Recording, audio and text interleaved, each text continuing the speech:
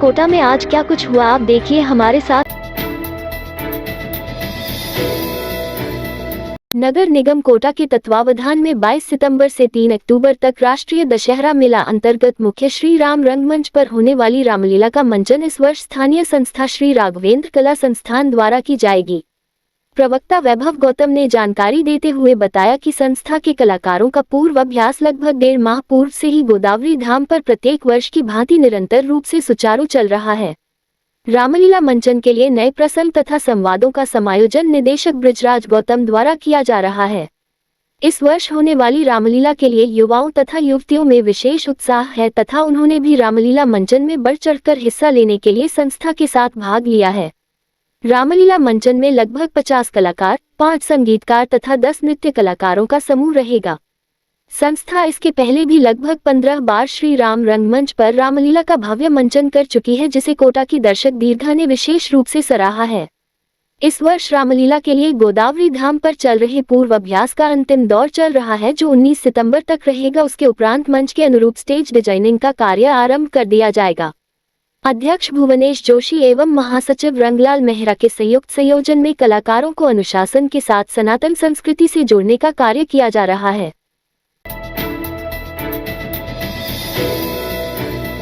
राष्ट्रीय लोक अदालत का आयोजन किया गया, जिसमें विभिन्न प्रकार के मामलों का निस्तारण किया गया। इस लोक अदालत में प्री लिटिगेशन प्रकरणों, विभिन्न न्यायालयों और राजस्व विवाद, उपभोक्ता विवाद और अन्य अधिकरणों, आयोग, मंचों, अथॉरिटी, प्राधिकारियों के क्षेत्राधिकार से संबंधित लंबित प्रकरणों का निस्तारण किया गया।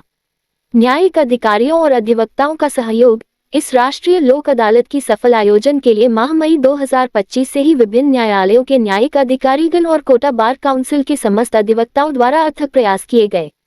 बेंचों के अध्यक्ष और सदस्यों का योगदान। सभी बेंचों के अध्यक्ष और सदस्यों द्वारा पूर्ण सक्रियता और उत्साह से अपना योगदान देकर अधिकाधिक प्रकरणों के निस्तारण में सहयोग दिया।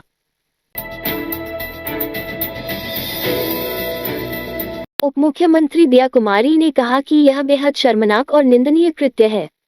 कांग्रेस लगातार गिरी हुई राजनीति कर रही है, जिसे भारतीय संस्कृति और संस्कारों से कोई लेना देना नहीं है। वोट के लालच में कांग्रेस ने राजनीति का स्तर इस कदर गिरा दिया है कि यह अत्यंत दुर्भाग्यपूर्ण और लज्जाजनक है। उन्होंने कहा कि कांग्रेस की लोकप्रियता समाप्त हो चुकी है, जनता उन्हें अच्छी तरह समझ चुकी है। इस प्रकार की निम्न स्तरीय राजनीति करना कांग्रेस की हताशा और बौखलाहट को दर्शाता है। ये भी राजनीति का उदाहरण है। कांग्रेस बार बार इस तरह की हरकतें कर रहा है, ये बहुत ही गलत है। उनमें कोई संस्कार नहीं बचे, कोई भारतीय संस्कृति के बारे में उनको मुझे लगता है बिल्कुल ना तो जानकारी है, ना वो उसमें आगे बढ़ना चाहते हैं। ये बिल्कुल ही कांग्रेस की घिनौनी हरकत की ही एक उदाहरण है। और जिस तरह से मोदी जी की माता जी पे ये AI जनरेटेड वीडियो उन्होंने जारी किया है, इससे ज़्यादा गिरी हरकत क्या हो सकती है। इतना भी क्या आपको वोट की वो है, लालच है कि भाई किसी भी तरह से हमको इलेक्शन जीतना है, कि आप इतने ज़्यादा आपका जो राजनीति का स्तर है वो इतना नीचे गिर गया है। कांग्रेस द्वारा चलाए जा रहे वोट चोर, गद्दी चोर, हस्ताक्षर अभियान को लेकर प्रदेश कांग्रेस कमेटी मुख्यालय में अहम बैठक हुई। बैठक में प्रभारी सुखजिंदर सिंह रंधावा, प्रदेश कांग्रेस अध्यक्ष गोविंद सिंह डोटासरा, पूर्व मुख्यमंत्री अशोक गहलोत समेत वरिष्ठ नेता शामिल होने के लिए पहुंचे। बैठक में जिला प्रभारियों, जिलाध्यक्षों एवं अभियान प्रभारियों को बुलाया। PCC मुख्यालय में पत्रकारों से बातचीत करते हुए विपक्ष नेता टीकाराम जूली ने कहा कि धर्मांतरण को लेकर भाजपा की राज्य सरकारें अलग अलग कानून बना रही हैं, तो केंद्र सरकार को भी अपने स्तर पर कानून बना देना चाहिए। उन्होंने कहा कि वे सिर्फ बातें करते हैं, काम नहीं करते।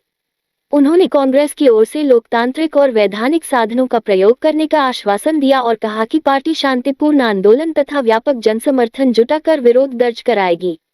पत्रकारों के सवालों पर जूली ने स्थानीय नेताओं को सक्रिय रहने तथा राज्य स्तरीय रणनीति तेज करने के निर्देश दिए। बैठक में प्रदेश कार्यकर्ता और वरिष्ठ नेता उपस्थित रहे। उन्होंने कहा कि आगामी कार्यक्रमों में नए प्रस्ताव और कानूनी कदम उठाने की रूपरेखा शीघ्र प्रस्तुत की जाएगी। गंभीर मुद्दा है, तथ्यों के साथ उन्होंने पूरे डेटा के साथ उन्होंने उठाया है। और ये सरकार जो है वोट चोरी करके सत्ता के अंदर आई है।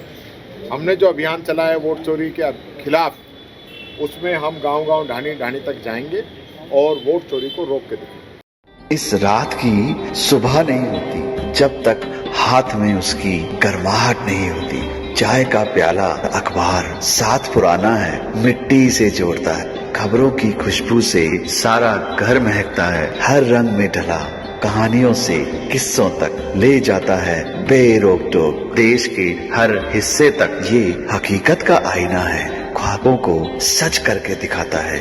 दैनिक नवज्योति, आपके लिए, आपके साथ। ये थे आज के मुख्य समाचार। विस्तार से जानने के लिए पढ़ते रहिए दैनिक नवज्योति।